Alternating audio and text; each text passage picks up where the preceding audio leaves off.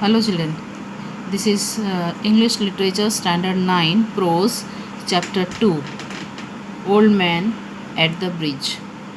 This story, the short story written by Ernest Miller Hemingway. He was an American novelist, short story writer and journalist. So his stories Old Man at the Bridge is based upon a real incident that took place during an Easter Sunday stopover at the Ebro River. While Hemingway was a war correspondent, he was covering the Spanish Civil War. Here it demonstrates the power of narrative art. Narrative art means that is the story told, that is the narration of a story, telling a story. Hemingway takes a small ordinary detail in a situation and through the art of storytelling transforms it into a powerful story about the tragedy of war. The old man becomes a symbol of countless civilian victims of war, those without politics. Without politics means the people who are not involved with any political ideology. So, displaced, disorientated, and alone, he is faced with the inevitability of death. He was displaced. The old man was not in his own place. He was moved from his native place and to an unknown place. He was not organized and he was alone. His family was not there. And finally, he was waiting for his death. This is the story we are going to read here, and this is your Mumtaz madam, and chapter number 2 for standard 9 literature.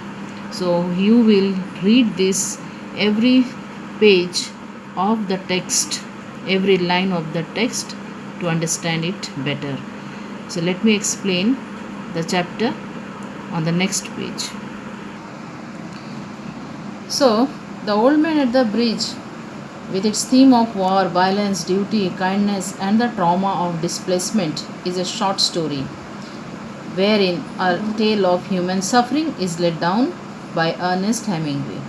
The first hand experience of Hemingway in the two world wars enabled him to get an up close and personal view of the horrors of the war.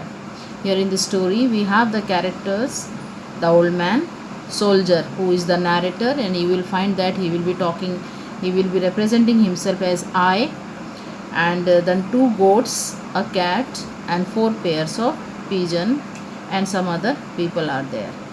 And setting is done at the battlefield Ebro Delta. So the themes are there, highlighting war and its horror, duty towards others, kindness, decision versus choice. Many themes are there. You have to revise and read the workbook. You have the workbook, prose workbook, short story workbook. Before reading the text, you must go through it and try to understand the every line. Themes are there, the meanings are there, stanza wise explanation of the chapter is also given. You have to refer those books also. Now shall we start this? So here we go with the explanation of this chapter. An old man was, with steel rimmed spectacles and very dusty clothes, sat by the side of the road. There was a pontoon bridge across the river, and carts, trucks, and men, women, and children were crossing it. So an old man was with what type of spectacles he was wearing? Steel rimmed spectacles. It shows the age of the old man, that is, he was old.